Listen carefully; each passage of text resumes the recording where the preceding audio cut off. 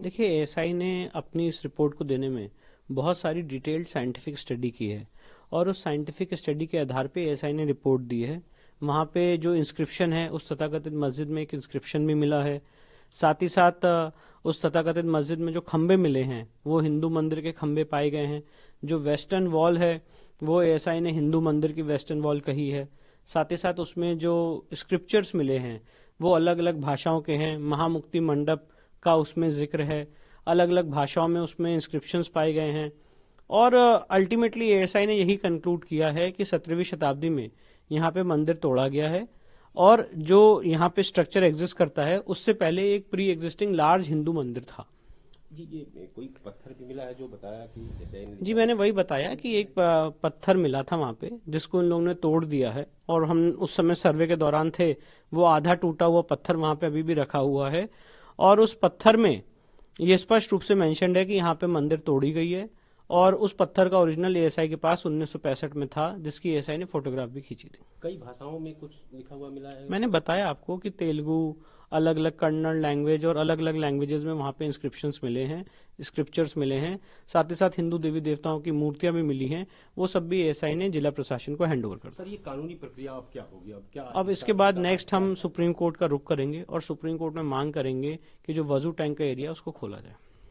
अच्छा, इसका ये एविडेंस का क्या मतलब कहाँ पे आप दिखाएंगे इस एएसआई की जो एविडेंस?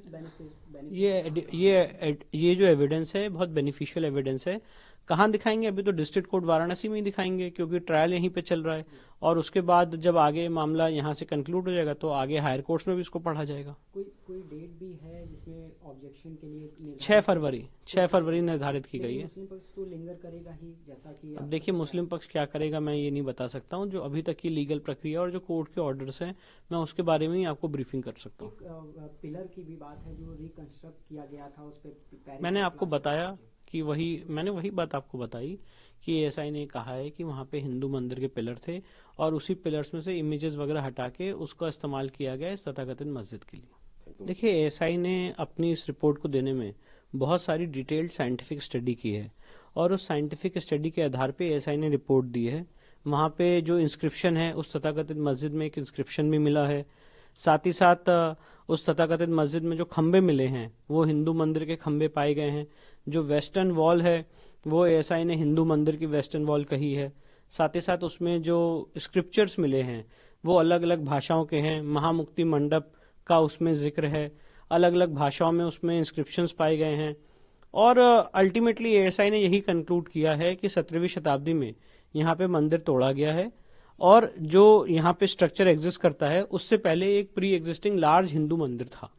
जी, ये कोई पत्थर भी मिला है जो बताया कि जैसे जी, मैंने वही बताया कि एक पत्थर मिला था वहाँ पे जिसको इन लोगों ने तोड़ दिया है और हम उस समय सर्वे के दौरान थे।